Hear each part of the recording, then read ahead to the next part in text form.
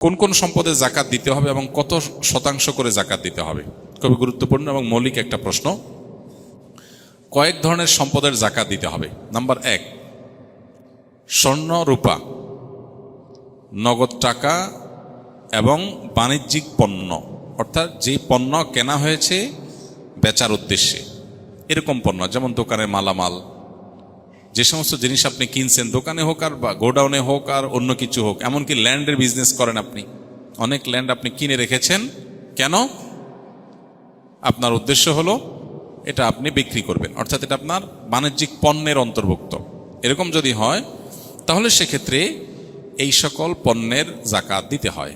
এই সব পণ্য এবং এইসব জিনিস অর্থাৎ নগদ অর্থ, স্বর্ণরূপা এবং আপনার বাণিজ্যিক পণ্য, নগদ অর্থ, স্বর্ণরূপা, এই সব সম্পদের জাকাত দিতে হয় বছরে একবার 2.5% করে।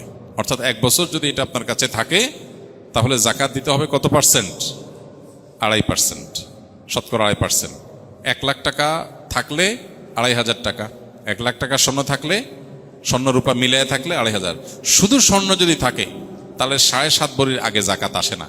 স্বর্ণের সাথে যদি একটু রূপা থাকে বা ক্যাশটা থাকে তাহলে দুইটার অর্থ মিলায়া 7.5 ভরি হওয়া স্বর্ণ হওয়া জরুরি না, তখন 52.5 ভরি রূপার সমান মূল্য হলেই হয়ে যায়, যেটা 2 লাখ প্লাস টাকা হলে আজকাল হয়ে যায়।